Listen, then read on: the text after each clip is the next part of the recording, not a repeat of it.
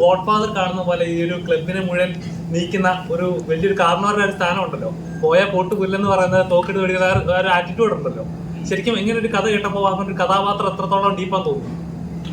ഇല്ല, ഇതിനകത്ത് എൻ്റെ കഥാപാത്രത്തിൻ്റെ എൻ്റെ വലിയ മിടുക്കൊന്നുമല്ല. ഞാനിപ്പോൾ പറഞ്ഞില്ലേ, ഇത് ആഷിക് കപൂറിൻ്റെ സിനിമയാണ്. ഞാൻ കുറേ നാളായിട്ട് അഭിനയിക്കുന്ന ആളാണ്. ഈ ക്യാരക്ടറിൻ്റെ എന്നെ പോസ്റ്റ് ചെയ്തിരിക്കുന്നത് എനിക്ക് നടക്കാൻ പോലും സമയമില്ലല്ലോ. ഇരിപ്പല്ലേ, ഒരു കസേര ഇരുന്നോണ്ട് നടന്ന് എന്ത് ചെയ്യാൻ പറ്റും? എനിക്കൊന്നും ചെയ്യാൻ പറ്റില്ല അവിടെ. അദ്ദേഹമാണ് എന്നെ ഇതിനകത്ത് എന്തെങ്കിലും ഞാൻ ചെയ്തിട്ടുണ്ടെങ്കിൽ ആഷിക് കപൂറാണ്. സത്യത്തിൽ അത് കുട്ടേട്ടന്റെ അടവായിരുന്നു. കാരണം കസേരയിൽ മാത്രം ഇരിക്കുമ്പോ ബാക്കി ചെല്ലണം, അല്ലെങ്കിൽ ഞാൻ ഓടിച്ചെന്ന് വെടിവെക്കേണ്ടി വരും, കൊള്ളേണ്ടി വരും, വീഴേണ്ടി വരും. ഇത് കസേരയാകുമ്പോ ഒരു ലിമിറ്റ് ഉണ്ടല്ലോ, ആരെങ്കിലും തള്ളി കൊണ്ടുപോയിക്കോളൂ. അല്ല, അങ്ങനെ സന്തോഷമുണ്ട് കേട്ടോ. 32 ദിവസത്തോളം ഞാൻ ആ സിനിമയിൽ അഭിനയിച്ചു. ചിലപ്പോൾ എനിക്ക് ഒരു ഷോട്ടൊക്കെ അറിയും ഒരു ദിവസം. അപ്പൊ ഞങ്ങൾക്ക് പക്ഷേ എനിക്കൊരു വിഷമമില്ല. എന്താ വെച്ചാൽ എല്ലാവരും കൂടി മുറിക്കാത്തിരിക്കും. ഇതങ്ങോട്ട് തള്ളുക, കളിയാക്കുക, കൊല്ലുക, ഇതൊക്കെ എന്നെ എനിക്ക് വെളുപ്പിന് 2:30 മണിക്ക് ഒരു ഷോട്ട് വരും. ഞാൻ രാവിലെ മേക്കപ്പ് ചെയ്യും, മേക്കപ്പ് ഇരിക്കും. അപ്പൊ 2:30 മണിക്ക്. അപ്പൊ ചിലപ്പം എനിക്ക് നേരത്തെ ഷോട്ട് വരും. ഈ സുരഭിയെ കൂടെ പോയി ആഷിക്കോട് പറയും, കുട്ടിയുടെ വെയിറ്റ് ചെയ്യും, പുള്ളി ഉറങ്ങുക, കുറച്ച് കഴിഞ്ഞ് എടുത്താൽ മതി, പുള്ളി ഉറങ്ങിക്കോട്ടെ എന്ന്.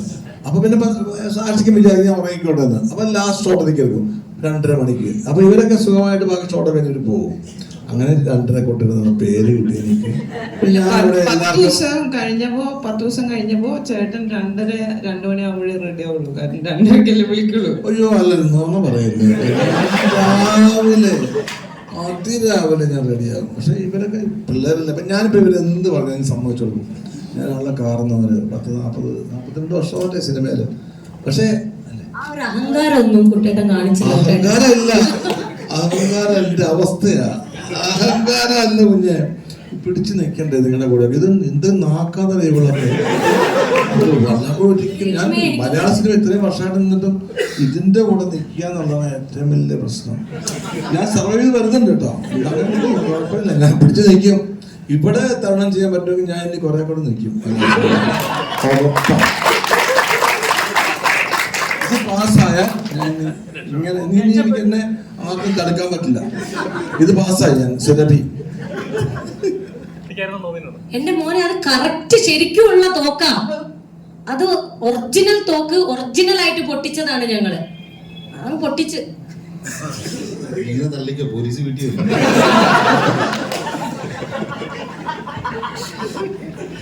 ഒരു മയത്തിലൊക്കെ തള്ളാവും എന്നോട് കുട്ടേട്ടൻ പറഞ്ഞിരുന്നു.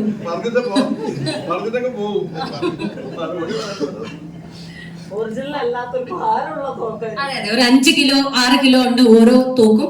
അതിൽ ചെറിയ തോക്ക് ഉപയോഗിച്ചത് ദർശനയാണെന്ന് മാത്രം അല്ലേ? ഇങ്ങനെ സ്ത്രീ ക്യാരക്ടേഴ്സ് ഒരു മലയാള സിനിമയിൽ അങ്ങനെ തോക്കെടുത്തിട്ട് ചന്നം പിന്നെ പിടിവെക്കുന്നതാണ് എന്ത് രസാന്നറിയാമോ? ഞാൻ ചന്നം പിന്നെ വെച്ചിട്ടില്ല. ഞാൻ 3 പേരെ വെച്ചു, 3 പേരെ ഞാൻ കൊന്നു. ഉറപ്പാണ്. ഞാൻ എന്റെ ഉണ്ടകൾ ഒന്നും പാഴായിട്ടില്ല.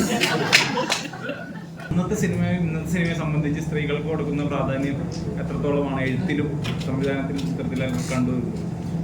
സ്ത്രീ അങ്ങനെയൊന്നുമല്ല, സ്ത്രീ കഥാപാത്രങ്ങൾ വരണം എന്നാണ് പറയുന്നത്. അന്നും ഇന്നും എന്നും ഉണ്ടാവണം എന്ന് തന്നെയാണ് പറയുന്നത്. സ്ത്രീകൾക്ക് പ്രാധാന്യമുള്ള കഥാപാത്രങ്ങൾ ഉണ്ടാക്കണം എന്നാണ് പറയുന്നത്. പക്ഷെ അതിനൊരു അല്ലേ വ്യത്യാസമായിരിക്കും ഈ പടം തീർച്ചയായിട്ടും.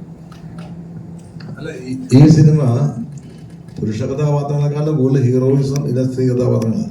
പൊന്നമ്മ ഒറ്റ വെടിയെ വെക്കുന്നുണ്ട്. പക്ഷെ ബാക്കിയുള്ളവർ എത്ര വെടി വെച്ചിട്ട് ഒരു കാര്യമില്ല, 1.5 വെടിയത്. അപ്പൊ ഇവിടെ എല്ലാ സ്ത്രീ കഥാപാത്രങ്ങളും ഇതിനകത്ത് എല്ലാവരും ഭയങ്കര ഹീറോയിക് ആയിട്ടുള്ള ഒരു ഫീൽ ഉണ്ടാകുന്നുണ്ട്. സ്ത്രീ എന്ന് പറഞ്ഞ് മാറ്റി നിർത്തേണ്ട കാര്യമേ ഇല്ല.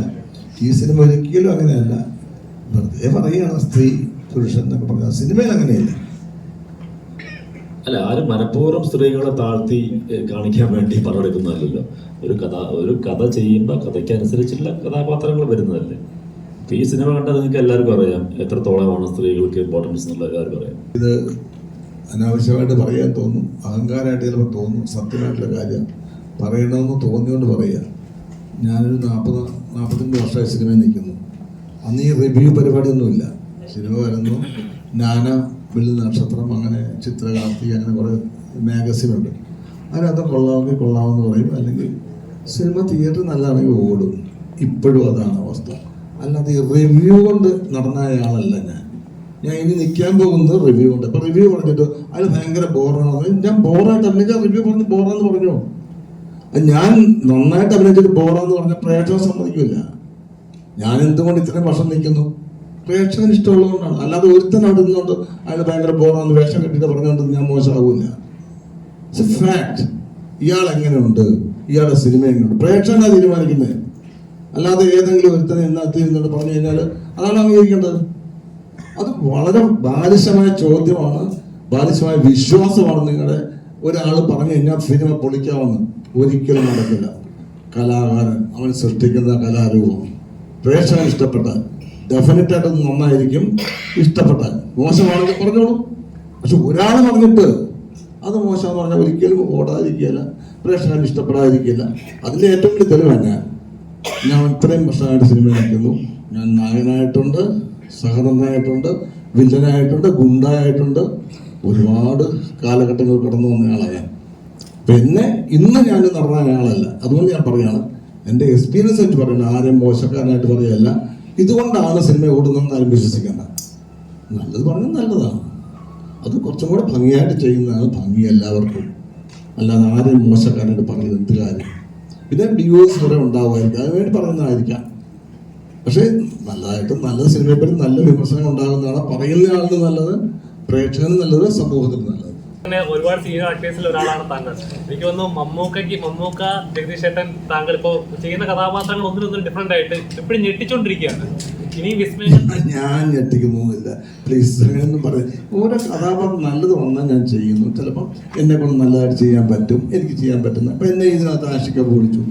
ഞാൻ എൻ്റെ സത്യം പറയാം, എനിക്ക് ഒരിക്കലും പറ്റാത്ത പരിപാടി പ്രണയരംഗം. എനിക്ക് അറിയാൻ മേല കേട്ടോ, സത്യം. എന്റെ പ്രണയം അല്ലല്ല, എനിക്ക് പ്രണയം ഉണ്ടോ?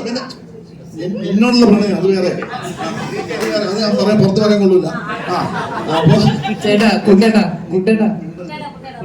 നേരത്തെ സൂരജിന്റെ കാര്യം പറഞ്ഞ പോലെ അപ്പൊ എനിക്ക് എന്റെ പ്രണയം അത് എനിക്ക് അറിയില്ല. ശരിക്കും പറഞ്ഞു എന്നെ ആദ്യം ഒരു കാമുകനായിട്ട് സിനിമയിൽ അവതരിപ്പിച്ചത് ആഷിക അബുവാണ്. സോൾട്ട് ആൻഡ് പെപ്പർ എന്ന സിനിമയിൽ എന്തൊരു വലിയ കാമുകനാണ്. കണ്ട പ്രേക്ഷകർ പറഞ്ഞത് ലാല്, ശ്വേത, ആസിഫ് അലി, അവരുടെ പ്രണയമൊക്കെ ഉണ്ട്. പക്ഷെ എൻ്റെ പ്രണയം, എൻ്റെ കാമുകയെ കാണിക്കുന്നുമില്ല. പക്ഷെ ഞാൻ ഭയങ്കര കാമുകനായിട്ട് എല്ലാവർക്കും തോന്നുന്നുണ്ട്. ആ ഡയറക്ടറുടെ മിടുക്കാണ്, എൻ്റെ മിടുക്കല്ല.